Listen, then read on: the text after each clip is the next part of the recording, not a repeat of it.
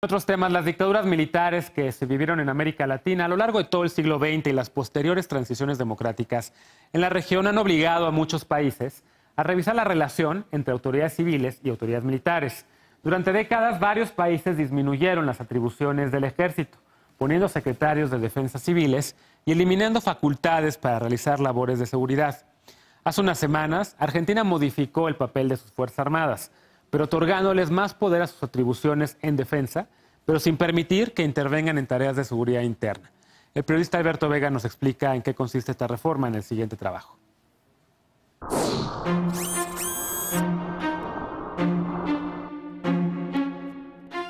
A 35 años del fin de la dictadura militar, Argentina reformó el mandato de sus Fuerzas Armadas. Las Fuerzas Armadas no van a poder intervenir en funciones de seguridad interior. No podrán llevar adelante patrullas en las calles, no podrán verificar los documentos ciudadanos, no podrán realizar allanamientos, no podrán hacer inteligencia interior. El nuevo decreto amplía las facultades del Ejército, la Armada y las Fuerzas Aéreas ante agresiones externas, como narcotraficantes, grupos criminales o terroristas. Al referirse al terrorismo y al narcotráfico, se refiere más bien a ampliar esa definición de las amenazas externas, que antes era muy cerrada y realmente limitaba el accionar del Estado en general para evitar la perpetración de hechos en Argentina. Hasta la semana pasada, las Fuerzas Armadas solo podían intervenir frente a agresiones de ejércitos de otros países.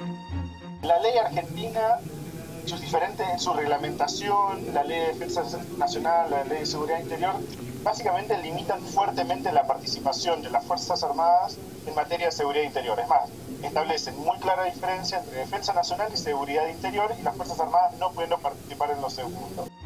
Desde 1988, tras el retorno a la democracia en Argentina, quedó prohibida la intervención de las Fuerzas Armadas en asuntos de seguridad interna. 7 años antes, en marzo de 1976, el general Rafael Videla encabezó un golpe de Estado al gobierno de María Estela Martínez, viuda del presidente Juan Domingo Perón. La junta militar argumentó que buscaba recuperar la estabilidad del país, que registraba una inflación del 777% y desabastecimiento de productos básicos. La intervención de las Fuerzas Armadas ha constituido la única alternativa posible frente al deterioro provocado por el desgobierno, la corrupción y la complacencia. La dictadura se extendió 7 años, caracterizada por el uso del terrorismo de Estado para reprimir a la población. Al terminar la dictadura, la Constitución argentina prohibió a los militares intervenir en las calles contra civiles.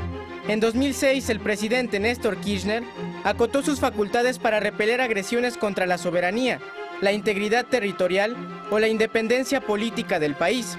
Según el mandatario Mauricio Macri, era necesario derogar ese decreto para modernizar el mandato y la formación de las Fuerzas Armadas.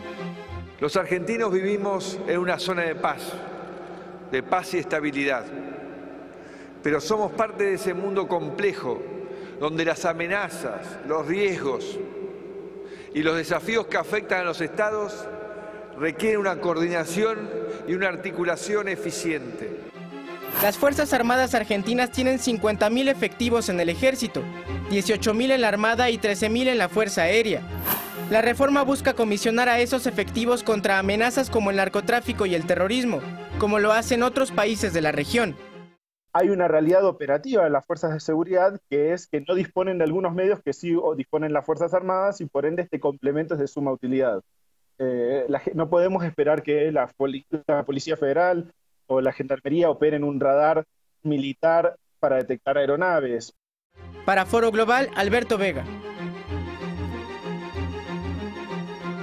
Entonces, el ejército en Argentina va a servir solo para agresiones externas. Y en efecto, pues Argentina tiene todavía un tema no resuelto, por ejemplo, por las Islas Malvinas, como las llaman allá, o las Falkland Islands, como las llaman los británicos. Pero contrario a lo que está ocurriendo en México, en Argentina, al ejército le quitan atribuciones en seguridad interior, mientras que aquí pues, existe una ley que va a entrar al debate público el próximo otoño, la ley de seguridad interior, que ha sido muy polémica en México.